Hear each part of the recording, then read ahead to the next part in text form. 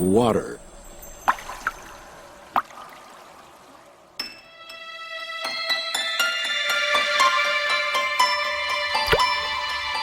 Water, the most common substance on Earth.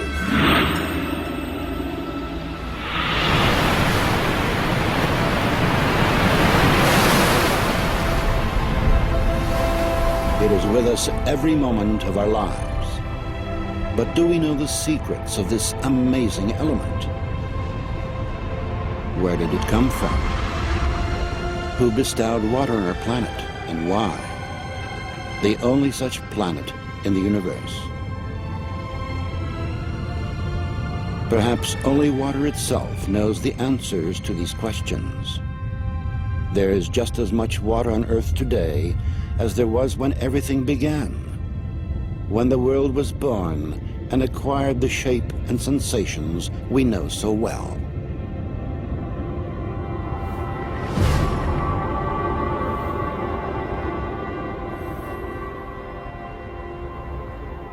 So what we did was what we always do here, do very careful work in a narrow field.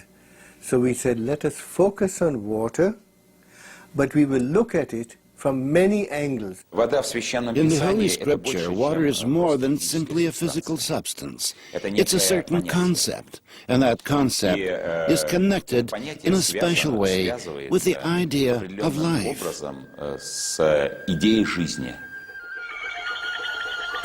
Nothing in the world is softer and more yielding than water. Yet it wears down the hard and the strong, and none can overcome it, though anyone can conquer it. That which is yielding conquers the strong, and the soft overcomes that which is hard. Everyone knows this, but no one dares to live by it. The Chinese philosopher Lao Tzu wrote about water 2,500 years ago. I mean, water as such has been extensively studied. I mean, it is well known that water has unusual properties, physico-chemical properties, when compared to other liquids. No scientist has been able to explain, for example, why water's density increases below the freezing point and becomes less above freezing. Any substance contracts when it's cooled, but water does the opposite. It expands. People learned to exploit this unique property in the distant past. Inhabitants of the far north would quarry stone by pouring water into cliff face crevices before the frosts came. In the south, people pounded wooden wedges into cracks in the rock and then doused them with water. As they swelled, the wedges would break the stone. Much later, scientists established that water in pores and capillaries is capable of creating enormous levels of pressure. In a seed, for example, it reaches 400 atmospheres at the moment of germination. That's why a plant shoot can break through asphalt with ease. It's such a small molecule as well. It is very specific that these properties are of water. And you won't find other molecules that have all of the similar anomalies. If even a single one of these anomalies were missing, life itself would not exist on the planet.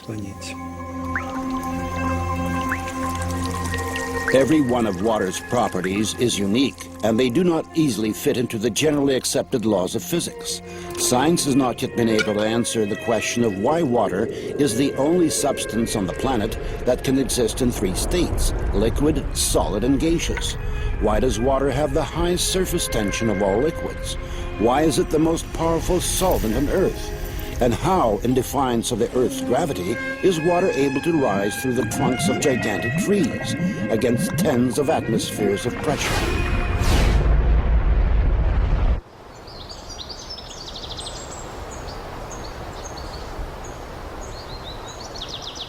We have taken a great step forward. We have really understood that we know almost nothing about water. Therefore, it is a great step because this realization is followed by the desire to find something out. Southeast Asia. The year is 1956. The place is a secret military laboratory for developing and producing weapons of mass destruction. Work has been underway here for several years on a powerful new generation of bacteriological weapons.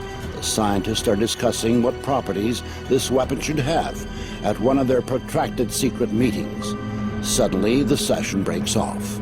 All of the participants are taken to the hospital with symptoms of severe food poisoning. An investigation into what happened quickly hits a dead end. The scientists had consumed nothing except water from the carafes on their tables. The water was tested. No harmful additives were found. Its chemical composition was H2O. That's what the report said. Poisoning caused by ordinary water. 20 years later, a fantastic hypothesis was put forward, a hypothesis that could explain water's unpredictable behavior. Water has memory. Experiments done in many countries around the world have shown that water receives and makes an imprint of any outside influence, remembering everything that occurs in the space that surrounds it.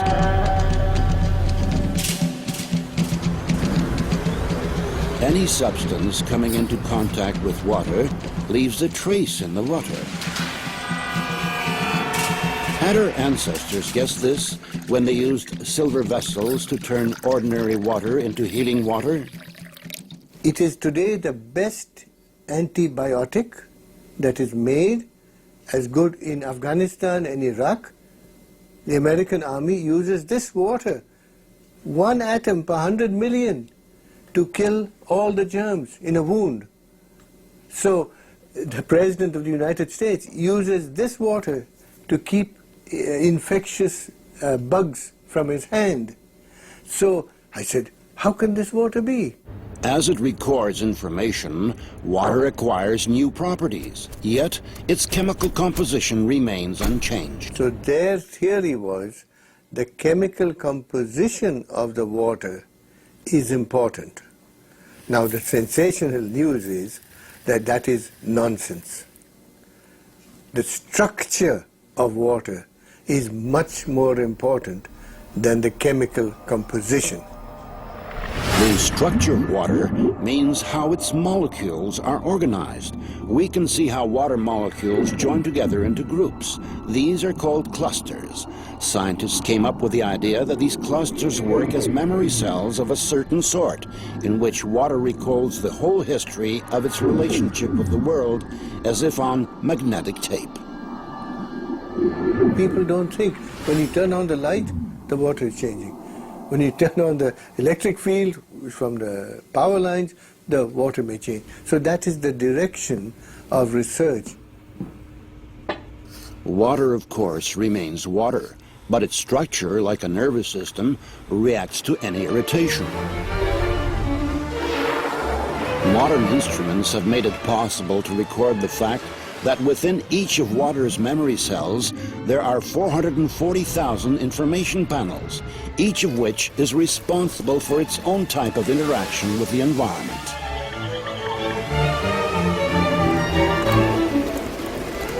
If you consider a cluster as a group of specific molecules, then it can survive only a short amount of time.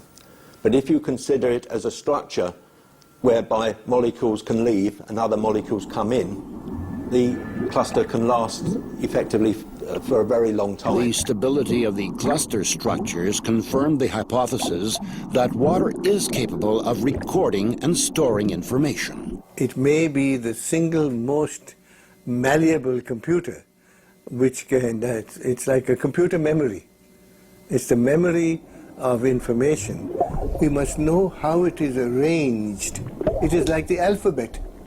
If I give you the alphabet, you don't know a word, you don't know a letter, you don't know a sentence. So the molecular structure is the alphabet of water.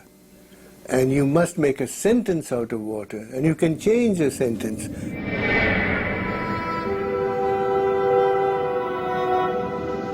In the winter of 1881, The sailing ship Lara was on a course from Liverpool to San Francisco. On the third day of the voyage, a fire broke out on board. Among those abandoning ship was the captain, Neil Carey.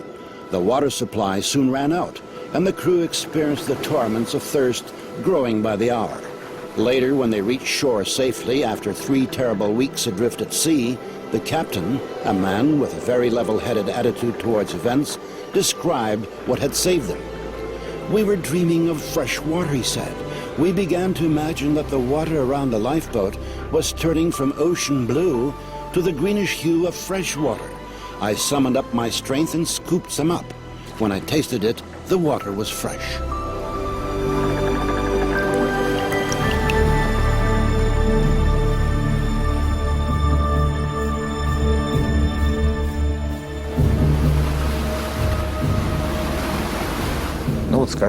Well, take a famous event, when Jesus Christ turned water into wine. He didn't add some sugar or lactose, but he imparted an absolutely special property to the water. We have carried out many experiments on the effect that quite diverse factors have on samples of water. Magnetic fields, electrical fields, various objects, and also including a human presence and human emotions. And it became clear that positive and negative human emotions are the strongest elements of influence. Это наиболее сильный момент воздействия. Professor Korotkov's laboratory has conducted numerous experiments on the effect of human emotions on water. A group of people were asked to project onto a flask of water in front of them very positive emotions like love, tenderness, and concern. Then the flask was replaced with another one, and the people were asked to project emotions of a different type: fear, aggression, hatred. After this, measurements were taken on the samples. The water exhibited changes that were clearly in one direction or another. So love increases water's energy levels and stabilizes the water, while aggressive emotions reduce the energy and make radical changes in the water. I hoped to show people that water could have a memory. Dr. Imato's laboratory does research on water samples which are subjected to various forms of outside influence. The impressions made upon the water are recorded by swiftly freezing it in a cryogenic chamber. This is what water heated in a microwave oven looks like. This is the effect of a mobile telephone. Somebody said, "Thank you" to this water. "Excuse me. You disgust me."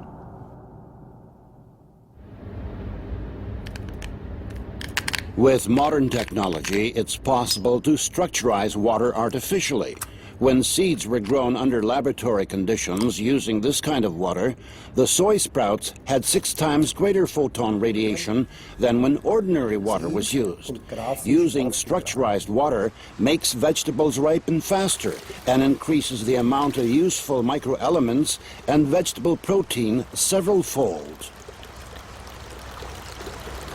If we look at the shoots, the treated ones were long, even and strong, while the untreated ones were short, thin and weak. If we look at the plants today, those from the selected seeds have all ripened, but the ones from non-selected seeds have not. We have to say that using structurized water really does affect the growth of vegetables and fruits. For purposes of irrigation, 20% less of this type of water is needed than when using ordinary water. No fertilizer was added to the soil or the water. The chemical composition remained the same, H2O. The only thing changed was its structure. At the present time, scientists can answer the question of how this happens, but science does not yet have an answer to the question of why. Depending on age, a human being is 70 to 90% made of water. An adult drinks approximately 2.5 liters of water each day in order to sustain his normal life functions. Another 1.5 liters is absorbed through the skin during bathing or showering.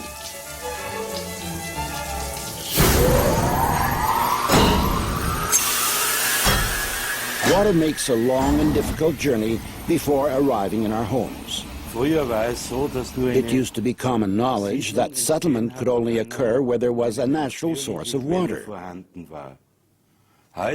Today, whether or not there is water in a place is of no importance because we transport water for thousands of kilometers using high pressure.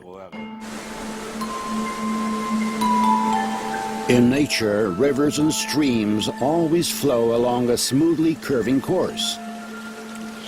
But any water supply system has multiple right-angle turns.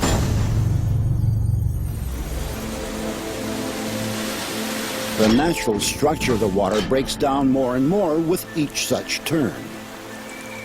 Water from a water supply system which flows into our homes through pipes has various forms, crystals of various forms, but they're all deformed.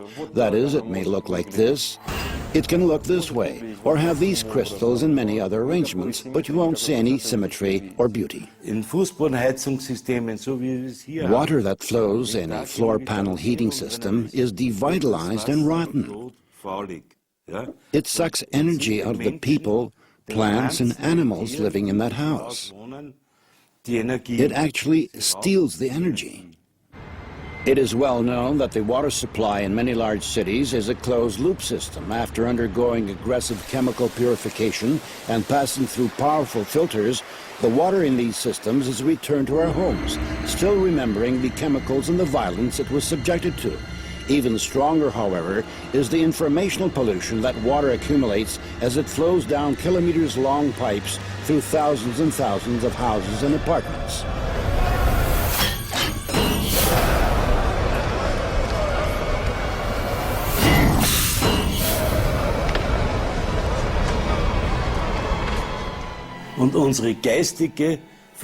We pollute water spiritually, and this happens on a huge scale. Why?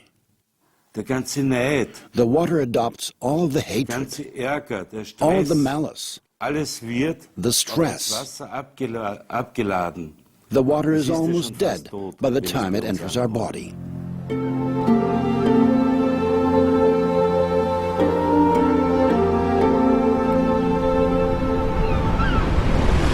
Our Earth is a gigantic container of water in which all forms of life arose. And every living thing is itself essentially a container of water. With modern technologies, we can reach far into outer space. And as we attempt to discover life on other planets, the first thing we look for is water. There is no life on Earth without water. And one of the big questions is whether or not, in case that there should be comparable life on other planets, this would also be based on the presence of water. There is strong belief that the first living organisms were in the water, and only much, much later did organisms develop that could live outside of the water. I don't think that this is at all a coincidence. It is absolutely no coincidence that the opening lines of the Bible mention water, where it talks about the creation of the world, of life and of man. It has to do with water first and foremost. Like all sculptures that have not yet been created are present in clay, so the images of all future living organisms were present in water. Water merely brought to life a pre-existing conception. But any process requires an impulse.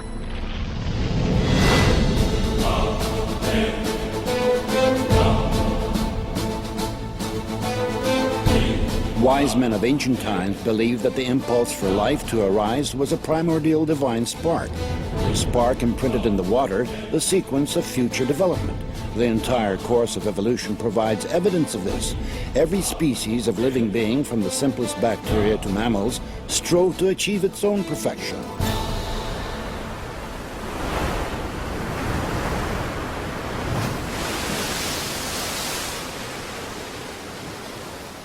Science most likely will never find out the exact process by which Adam was created, what went with what, and in what proportions. But the Quran, for example, says that water played a part in this by the will of God. I think that scientists should look more closely at how water interacts with their molecules. At a molecular level, it creates the structure of DNA. We wouldn't have the DNA helix without water. It creates the structure of proteins, so our bodies wouldn't work without the water. Every seed, every embryo begins its life exclusively in water. Amniotic fluids play a role in the embryo's development and preservation. It is the surrounding water, like a universal computer, that reveals any biological program. And thus water is also the only thing that can change it. The preacher wrote long ago, "Is there anything whereof it may be said, See, this is new. It hath been already of old time, which was before us." And Jacob took him rods of green poplar, and of the hazel and chestnut tree, and pilled white strakes in them, and made the white appear, which was in the rods. And he set the rods which he had pilled before the flocks, in the gutters, in the watering troughs, when the flocks came to drink. And the flocks conceived before the rods, and brought forth cattle, ring-straked, speckled, and spotted. We subjected water to super-weak magnetic field impulses. These fields are tens of thousands of times weaker than the Earth's natural magnetic field. And that means they are negligibly small from the standpoint of modern science. Fish were introduced into water that had been treated in this way, and the fish soon produced an unusual hatch of small fry. They differed radically from other fish to which they were related, though they looked as much alike as twins. Появляются серые полоски. Gray stripes appear on the belly of all these males at once, along with colored spots, which had not been observed previously. Чего раньше никогда не наблюдалось. These are called phenotype changes. Типические изменения.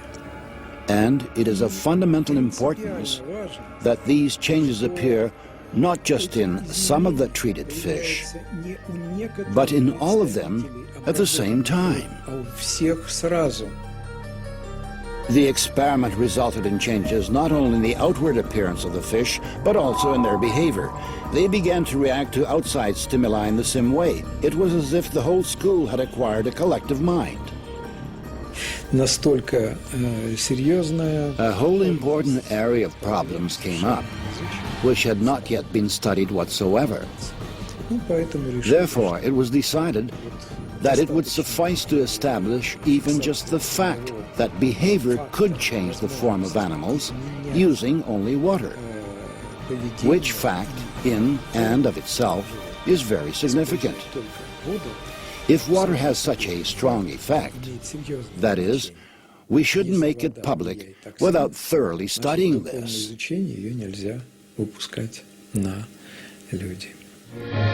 In 1932, sensational news traveled around the world. The American physicists Harold Urey and Albert Osborn had discovered that in addition to ordinary water, heavy water also exists in nature, deuterium-2O. The splitting of deuterium was the basis for the creation of the most destructive bomb, the hydrogen bomb.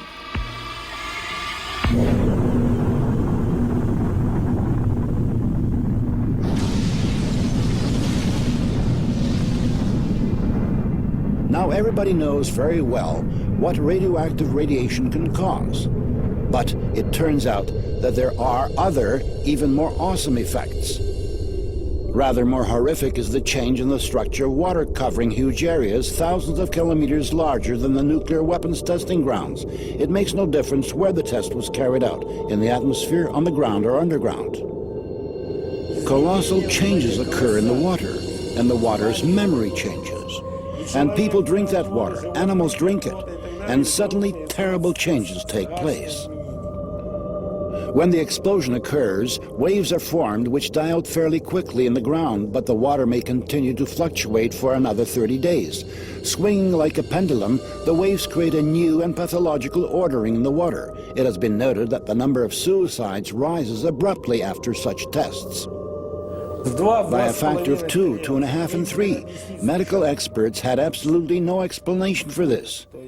But we could understand it. We showed the brain is made of water, about 85%.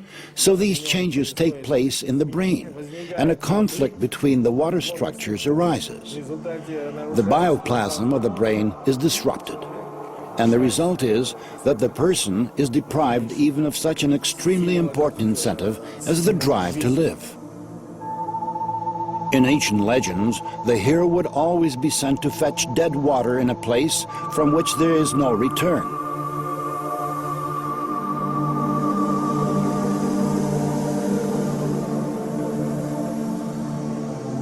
According to tradition, the only sea on earth in which there is no life came into existence where the destroyed cities Sodom and Gomorrah had been located. The Dead Sea.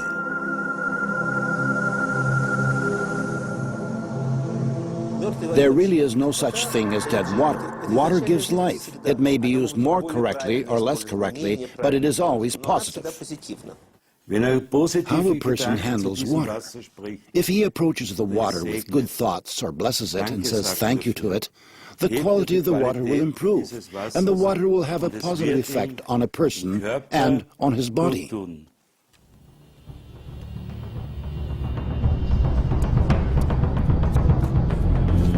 According to the chronicles, in 1472, Abbot Karl Gastinsis was arrested on the basis of a false denunciation and interrogated in connection with having caused a certain prominent lady to fall ill.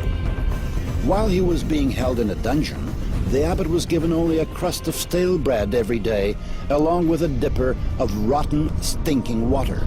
After 40 days, the prison warden noticed that Father Karl not only had not gone into decline, but he even seemed to have gained health and strength, which only served to convince the inquisitors that the abbot had connection with dark forces. Later, Karl Gastinsis confessed under brutal torture that he had recited a prayer over the rotten water he has given, thanking the Lord for bestowing these trials upon him. After that, the water tasted bland and turned fresh and clear. We have 2 containers of emulsified crude oil, which is a byproduct of oil production, a stable combination of water and oil, which remain bound in this state for years. The test sample is irradiated. The element will treat 1 container for 7 days, making the water molecules lessen their contact with the oil molecules. After 4 days, we compare the test sample and the control. The water has separated from the oil. At the boundary between the water and the oil phases, there are crater-like formations. This means that the separation process is continuing. Поля, которые мы используем для The fields we use to influence the water are comparable in intensity with the electromagnetic field of the human heart. сердца. On the 7th day of treatment, the experiment is over. The water has completely separated from the oil.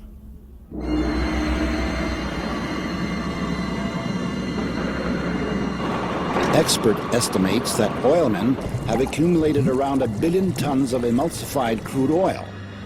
It cannot be used for industrial purposes. Ultimately, they get rid of the emulsion, pouring it right onto the ground. And then horrible sludge lakes are formed in the oil fields.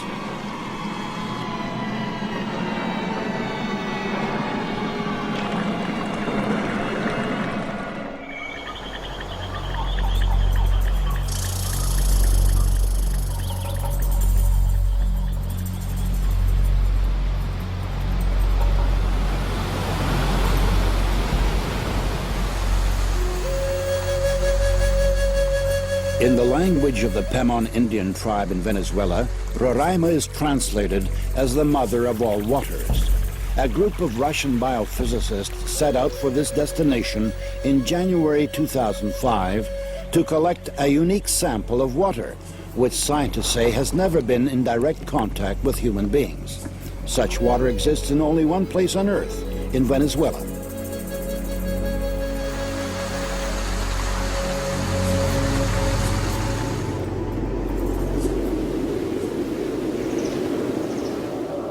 According to one hypothesis, a continent called Gondwana existed in the southern hemisphere during the Paleozoic era. Powerful tectonic processes occurring in the Earth's crust 3.5 million years ago split it into several parts.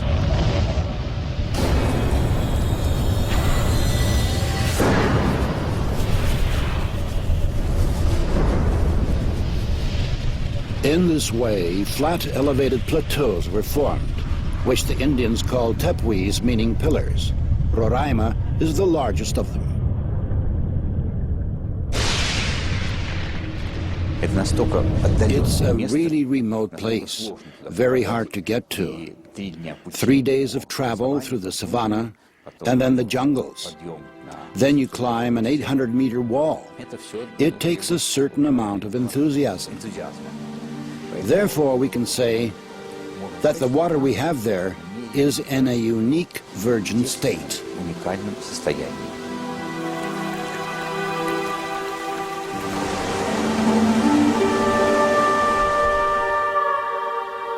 There is always a large cloud over Roraima. As evening approaches, a light haze appears. When the moon comes out from behind the mountain, the mist begins to glow with an even blue light. And in that light is visible how fine droplets of moisture are hanging in the still air. The slightest breath of a breeze, and this watery dust forms into drops. This is the origin of the rain, which rushes down in countless waterfalls.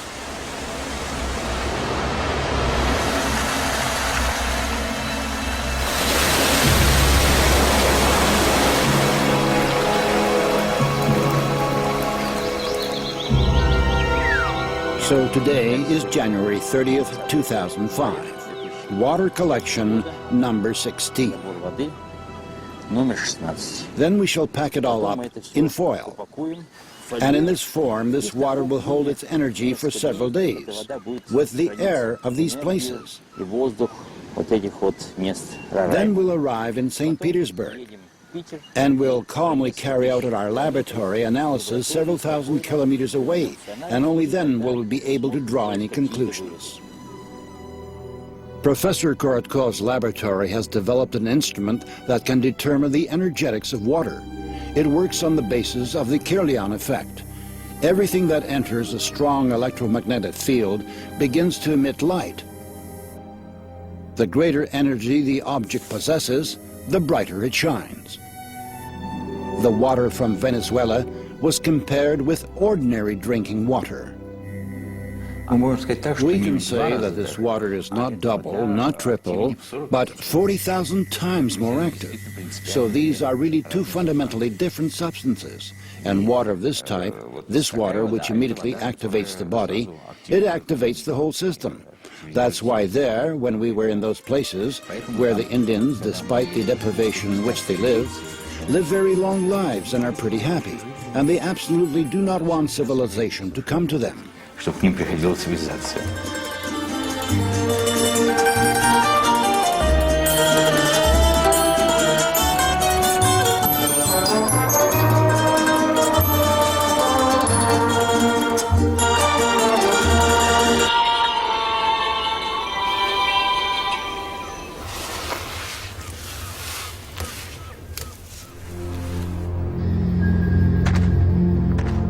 In the late autumn of 1632, a poor farmer named Gens from the village of Enningen in Hessen, an orphan, who didn't remember his parents or where he was born, set off for southern Italy to seek a better lot. His route ran through the city of Waldshut am Rhein, in the eparchy of Constance. Suddenly, Gens was literally stabbed by the feeling that these places were very directly related to him. It was as if the shepherd's legs led him where he should go, which was into a grove. Entering it, Gens looked around. Not far away, a spring was coming right out of the ground. The young man approached it, bent down, and drank the water.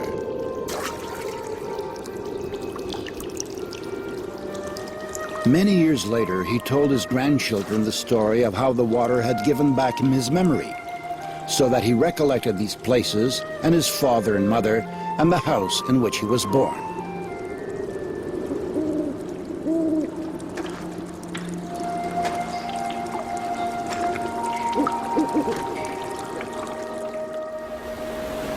Modern science maintains that the water structure of each person's body is identical to the structure of the water in the place where he was born.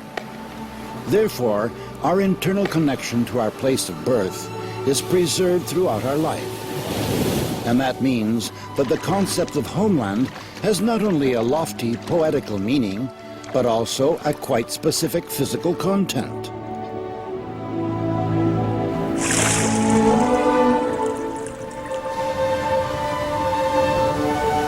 Nowhere in the world is the water the same. Breaking its way to the surface, through minerals and ores, water assimilates the vibrations of the soil and information about its specific biological and energetical features. We tested this absolutely marvelous water, which is sold in large bottles, and the producer puts a label on them which says it's the best water in the world. But it is empty and dead. True, it's pure and it's good, and some minerals have been added. But this is dead water, in which there is no energetics and there is no life. Most likely, people do not sense any particular difference between naturally pure and artificially purified water. But any animal will always choose water from a spring, because this water is loaded with natural energies.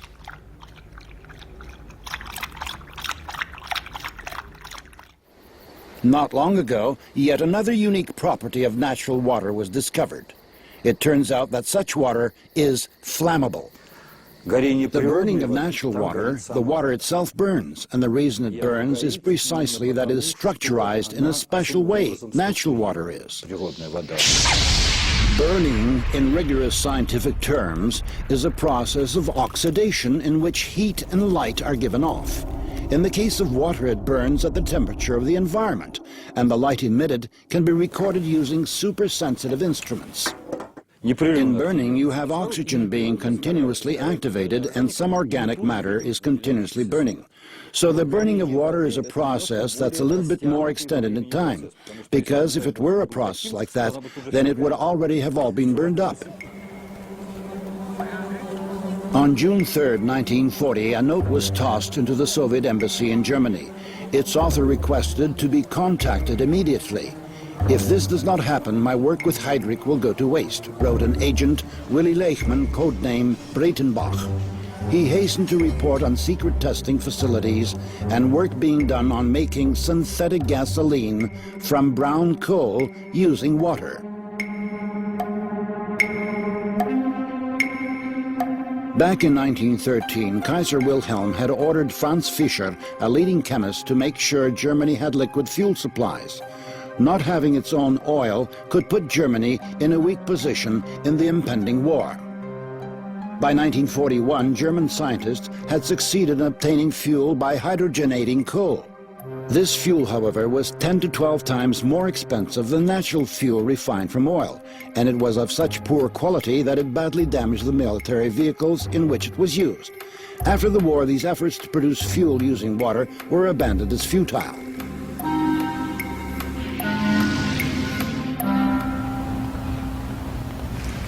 For the past 15 years, researcher Zhang Guohua has been working to create fuel of this type.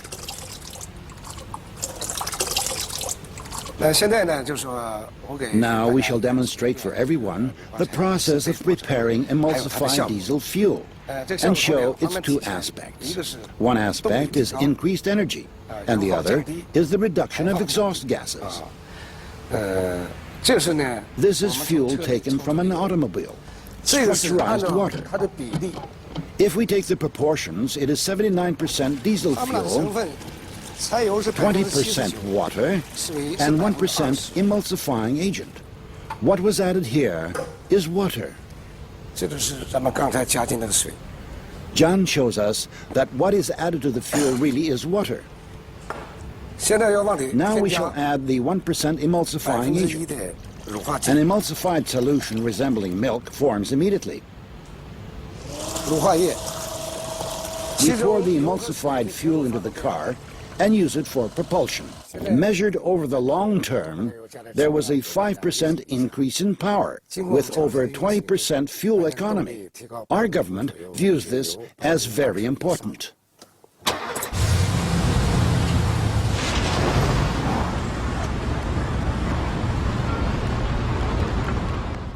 I think that not even all chemists remember this aspect. If you take gasoline and completely dry it out, it always contains some quantity of water. And if you give it a special treatment to remove all the water from the gasoline will not burn. This was known already in the 19th century. To burn anything whatsoever, there has to be at least some quantity of water.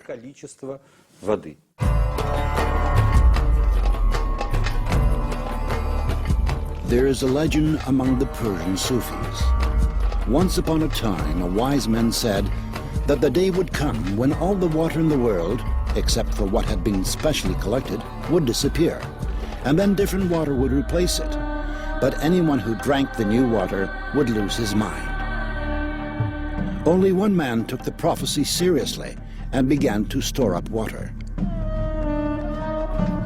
But the day that had been predicted did not come, and every body of water emptied out. The man who had listened to the wise man drank water from his supply. And then the bodies of water and wells filled up with water again. People thirstily drank this water, and every one of them went crazy. But the man who had listened to the wise man continued to drink water only from his own supply and kept his sanity.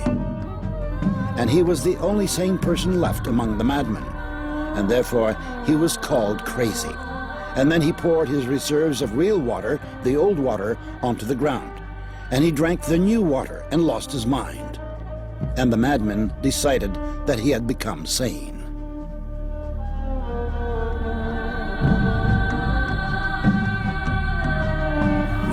A major part of our brains are water.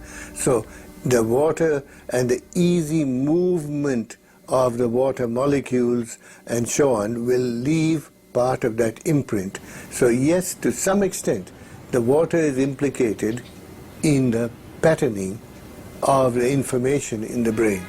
Now when you look at organs, say the heart or the lung or muscles or the brain, then all that you can see in a simple NMR experiment is the water in these organs. The water, your head is full of water. There is nothing else but water, almost. That means there is a human being here, there is a water. And this water, if this water has very many kind of information, so if that water is injected to his human body, this information will be converted to this human being, and that may change the character of human being. Let us see how this type of water affects human blood. The doctor is drawing blood from a patient's finger. Using a special microscope, we shall be able to see the condition of her body from this drop. These are red blood cells, and they've lost their electrical charge, so they're all stuck together in a formation called a rouleau. Here's a huge symplast. Symplasts are associated with heart disease and arthritis and lung disease and many other conditions that could be coming in the future. The doctor asks the patient to drink a small amount of structurized water. After 12 minutes, the doctor again draws blood from the patient and studies it. So you can see that the cells then become buoyant, they become slippery, and they have their electrical charge, so they repel each other. That allows them to carry oxygen, and it means that we're changing the pH of the blood back to an aerobic environment rather than an anaerobic environment. I think that's utterly amazing that just drinking water could do that. Traditional Eastern medicine has been based for many centuries on the vibrations and resonance of the body's water content. The pulse indicates if the resonance tone is right. It is believed that the pulse may be strong, weak, cold, or hot. On the basis of this, an experienced physician carries out a kind of energy scan of the body, makes a diagnosis, and prescribes treatment. We do not heal with water, because a person, the human body, is water. The person simply reads the mantras in order to correct the bad water he has inside. How this hidden effect works is not known. In all the world's religions, Christianity, Islam, and Judaism, it is the practice to recite a prayer before taking food or to consecrate the food during major religious holidays. How often do we stop and think, what for? And how did the certainty arise in such dissimilar religions that this is the right thing to do? Why did something that science is only now trying to understand seem obvious to our ancestors? It turns out that the frequency of vibrations in the prayers of any religion uttered in any language is 8 Hertz, which corresponds to the frequency of the oscillations of the Earth's magnetic field. Therefore, a prayer pronounced with love creates a harmonic structure in the water that is an ingredient of absolutely all foods. We now have some idea about how this happens through the structurization of water clusters, water molecules. Therefore, we can take some purely practical advice from this. To sit down at the table in a very good mood, and under no circumstance to dine with cruel or aggressive-minded people, because this will have a direct destructive effect on our health. In 1995, Dr. Emoto Masaru was the first one to record musical impressions on water. In Dr. Emoto Masaru's laboratory, they allowed water to listen to music, after which they flash froze the water. And then, under the microscope, they could clearly see the crystals that the water had formed. Here is what the music of Bach looks like.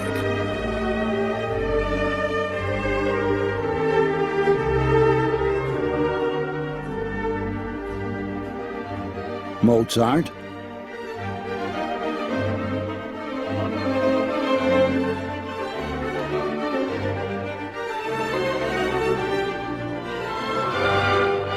Beethoven,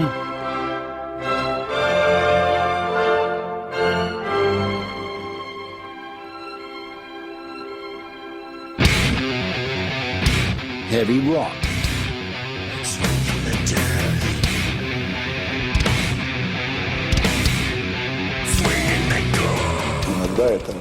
sometimes it's just certain eruptions, emotional ones, which cause such absolutely negative results. I can't recall a case in which such a negative spewing out of emotions as this happened at a classical music concert. Experiments show that aggression causes a sharp change in water's memory. Such water can provoke an aggressive state in hitherto calm people.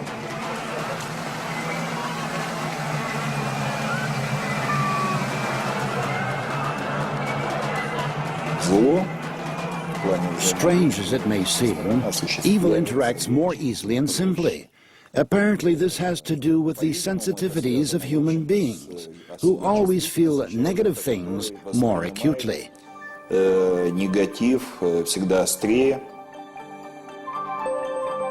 Dr. Emoto has conducted another interesting experiment. He placed rice into 3 glass beakers and covered it with water. And then every day for a month, he said, "Thank you" to one beaker, "You're an idiot" to the second, And the third one he completely ignored.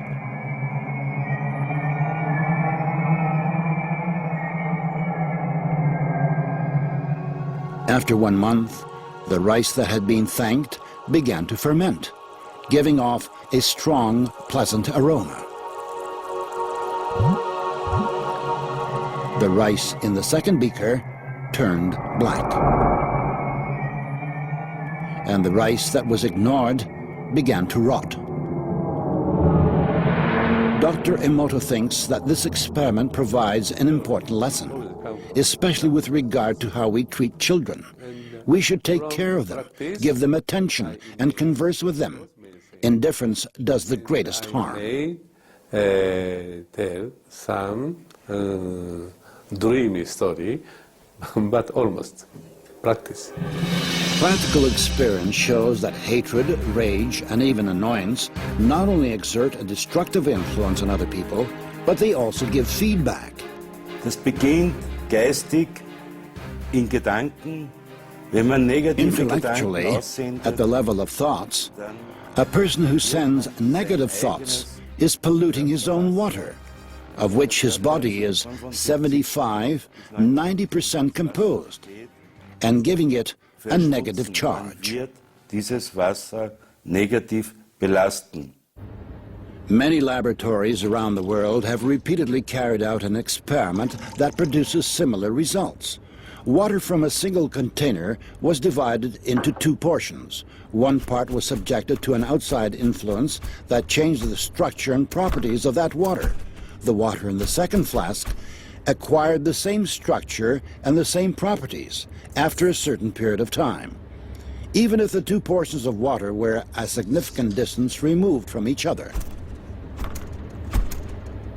The water has very important photographic memory, we can say that, and also you can imprint it with very subtle energies, even from 10,000 kilometers. Does that mean that remote communication occurs between human beings who are essentially structures composed of water?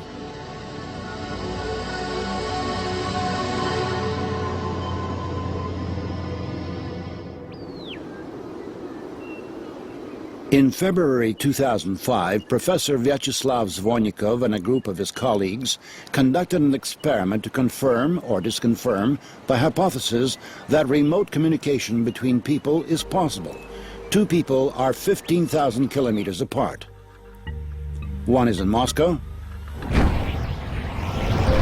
the other in northern South America near the city of Santa Elena. Here we have the virtual brain of the experiment's participants. During the 15 minutes before the experiment begins, there are no visible correlations. The least change in posture, pulse, or respiratory frequency is recorded. ECGs and EEGs are taken.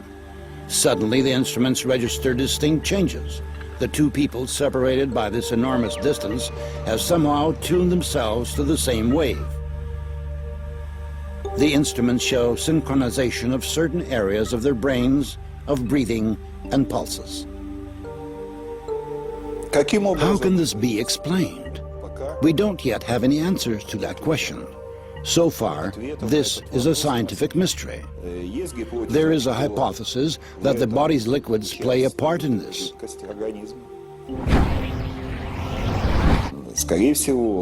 Most likely, and we do have a good deal to confirm this, liquids within the body also carry out a sort of information transmission function. So therefore our actions every day is very important. And our actions are related to nature, to the whole cosmos. So what one does doesn't just affect themselves, it affects other people and it affects the whole universe. Мы изучали воду в период затмения солнца. We studied water during solar eclipses and when comet Schumacher-Levy was passing in those periods of time. And it turned out that a tissue culture in water, when a solar eclipse is in the offing, a week ahead of time before the eclipse, when everything is still far ahead, it already begins to fade.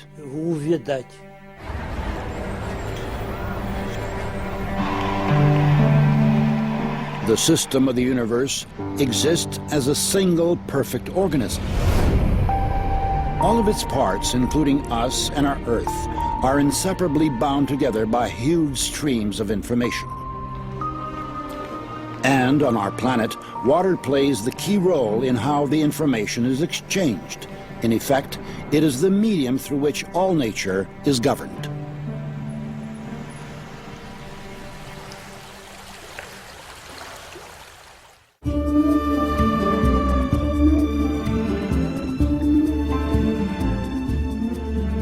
The Chinese chronicles tell about the Taoist hermitage Changchun, who is known to have met repeatedly with Genghis Khan for lengthy conversations. Once, when the country was being ravaged by an unknown epidemic, the ruler of Beijing asked the hermit to protect the people.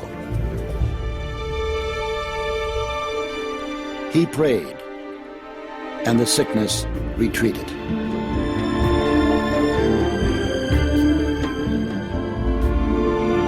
In reply to numerous expressions of gratitude, the hermit said, "Prayer is not a thing. All it requires is faith." Exactly. Exactly. Many people think that thought or intention, the word we use is intention, can be imprinted on the water. That is a possibility. Like prayer, if you go to Lourdes, is it prayer that is imprinted on the water? The Holy Scripture contains these marvelous words. "Nothing shall be impossible to him who believes. If ye have faith as a grain of mustard seed, ye shall say unto this mountain, Remove hence to yonder place, and it shall remove." Here the mountain is just a metaphor, of course, but it helps us to understand the power of faith. All of mankind's sacred books contain stories about people who were able to create miracles because of their profound spiritual knowledge. Legend tells us that the sea parted before Moses because of his unflinching faith that the Lord would not abandon his people.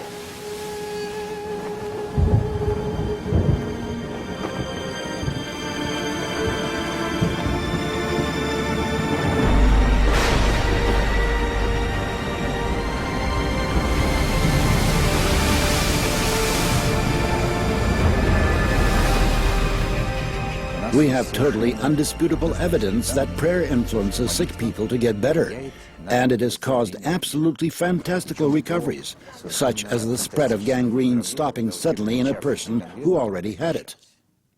Вот со святой водой больные животные или... With holy water, when it's poured over sick animals or a dying plant, they revive. Those are the facts. And no physical chemist currently is able to understand it. They simply can't.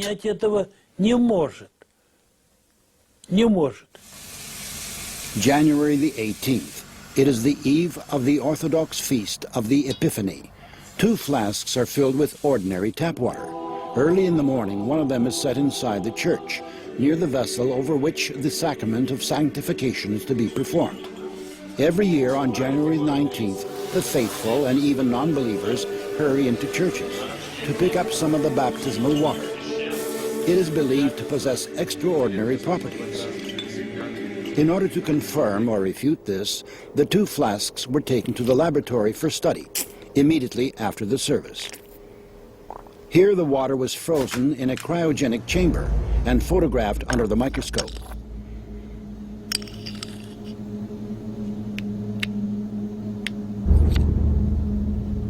The crystals of the tap water looked like a chaotic, diffuse spot.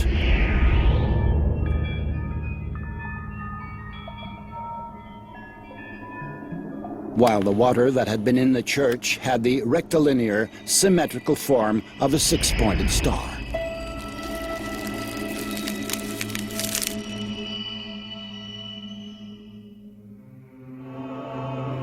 It is well known that holy water has a very powerful and stable structure. This water can pass on its properties. Take only 10 grams of it and dilute it in 60 liters of common water, and the whole amount will have the properties of holy water. Perhaps scientists will tell us sometime what prayer is. Perhaps scientists will tell us sometime what happens with human nature under the influence of divine grace.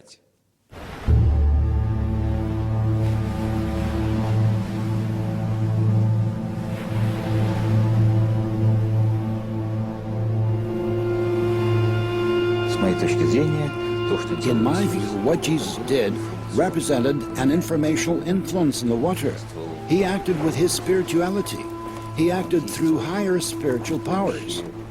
And it is now quite reasonable to imagine changing water in such a way that it would become fairly firm.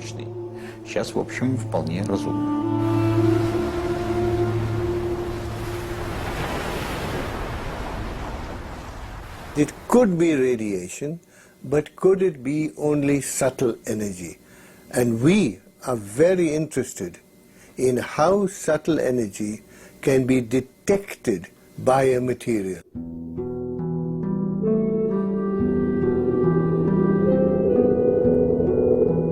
In our time, everybody is sure that weather on the planet is determined by cyclones and anticyclones. We accept the weatherman's daily forecasts as inedible. Actually, we are waiting for water to make its appearance. Evaporating and turning into whimsical clouds and towering thunderheads, it creates the architectonics of the sky. The countless shades of sunrise and sunset, the rainbows that shoot across the sky, all of them result from the refraction of light rays by the moisture in the atmosphere. Clouds carry this moisture over great distances, and it spills down as rain. Rain, hail, snow and mist, winds and storms, gales and hurricanes, all of these complex processes depend on water's mood. We try to second-guess how it is going to behave, and where on the earth it will bestow its favors, and where it will unleash its wrath. The most we can do is to observe these processes from space, but only observe them. But how alluring the thought is of subjugating the weather. What a sweet bait that is for human vanity.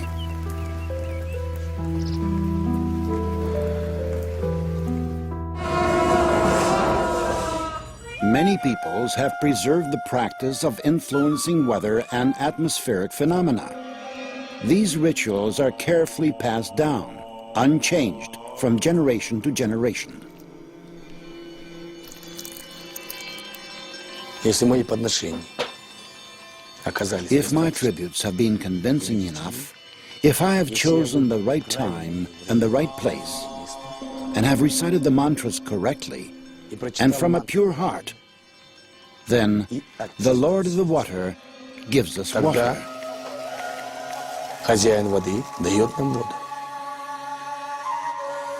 We do not place much trust in such actions, which may be met with a smile these days.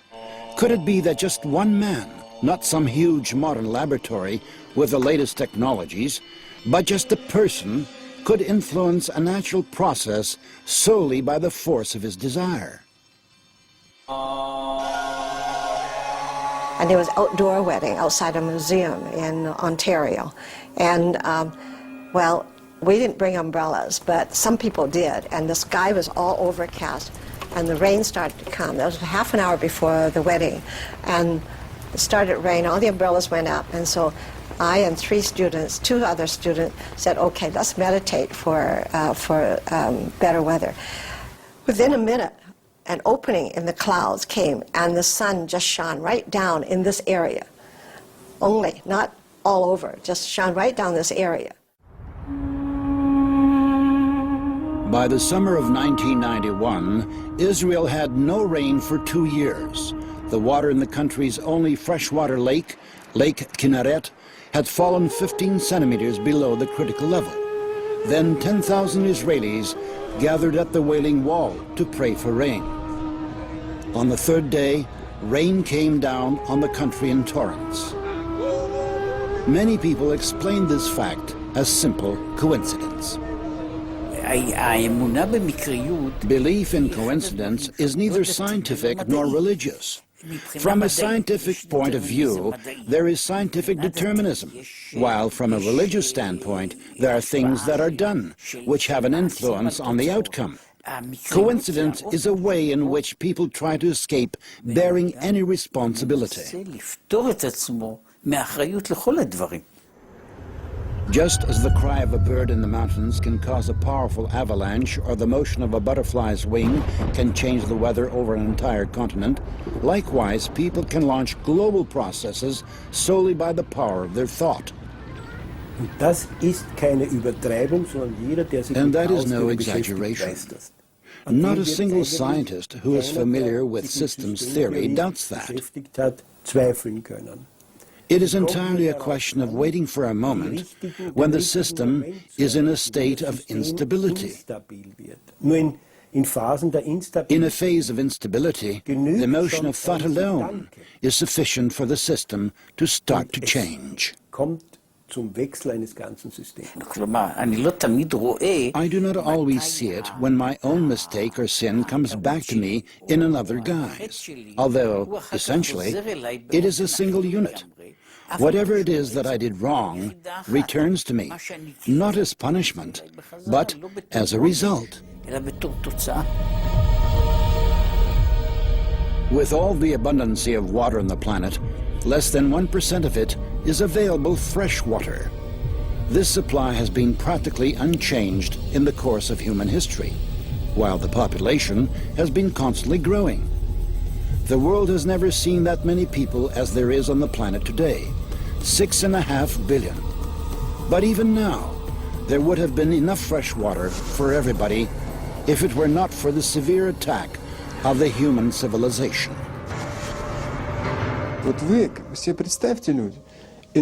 Look, imagine, if there will simply not be any water, that it will go away deep underground. Who shall give you water, which will spout freely from the ground and be easy for you to reach? Today, more than 1 billion people of the earth lack access to safe drinking water. Over 5 million people, half of them children, die for this reason each year. This is 10 times more than perish in wars each year. If this problem is left unsolved, water may become a source of international conflicts in the 21st century. Already now, it is gradually attaining the status of a basic resource, which is beginning to figure in the political dialogue among countries and peoples.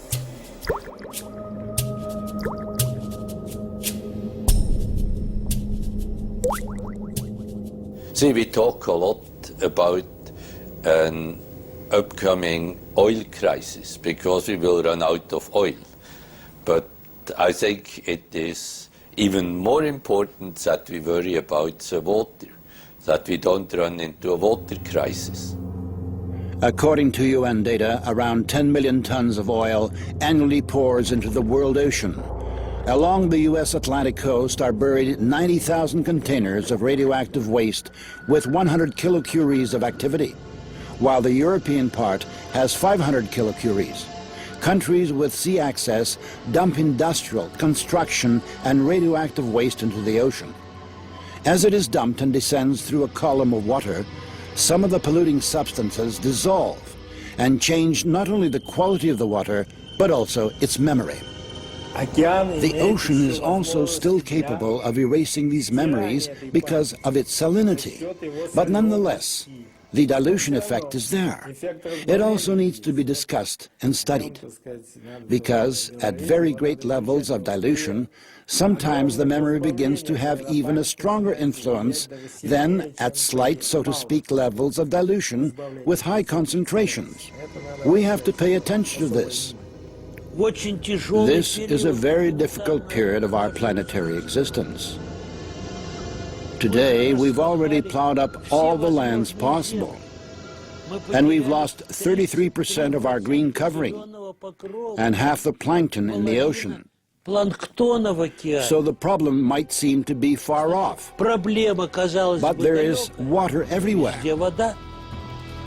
In the past year, the temperature of the cold deep-sea waters under the Gulf Stream fell by 1 degree. In the past 9 years, the rate of melting of Greenland's iceberg has tripled. In the past 30 years, the destructive force of hurricanes has doubled. The number of natural disasters is rising. In the decade from 1973 through 1982, 1,500 disasters occurred worldwide. In 1983-1992, there were 3,500. In 1993 to 2002, there were 6,000. 226,000 people died or disappeared during the December 2004 tsunami in Southeast Asia, while 500,000 were left homeless.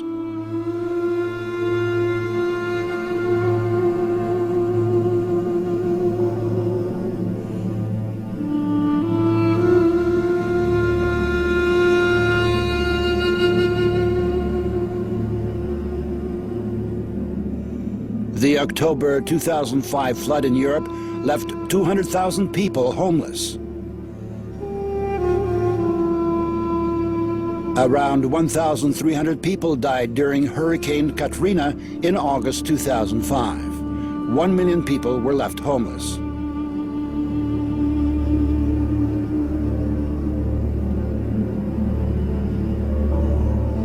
Almost 4 million people have died in natural disasters during the past 30 years, while 4.5 billion people were affected.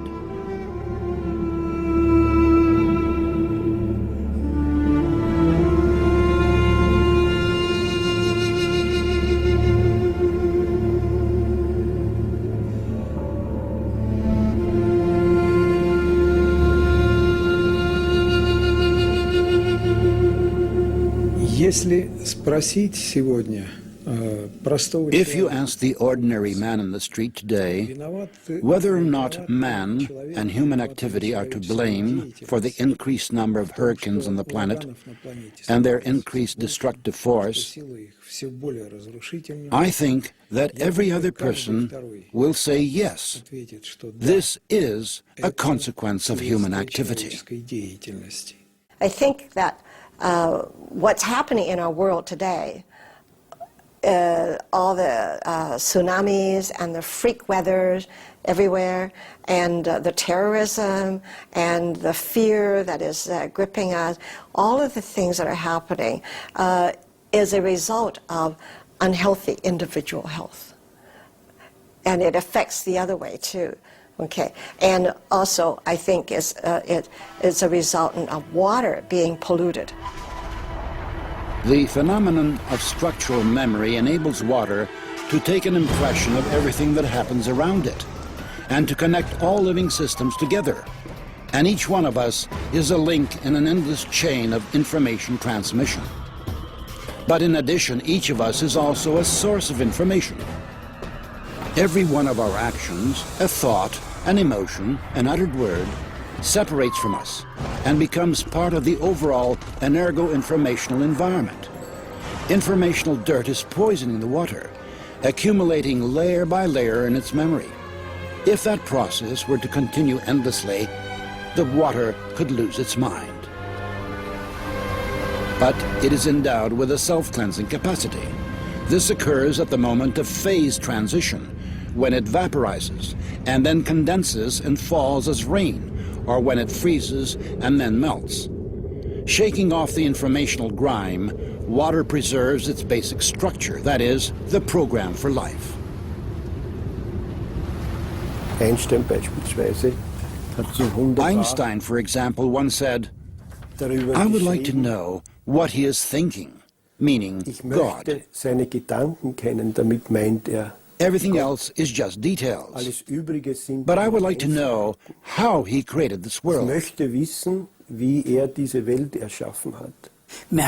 Everything begins in water.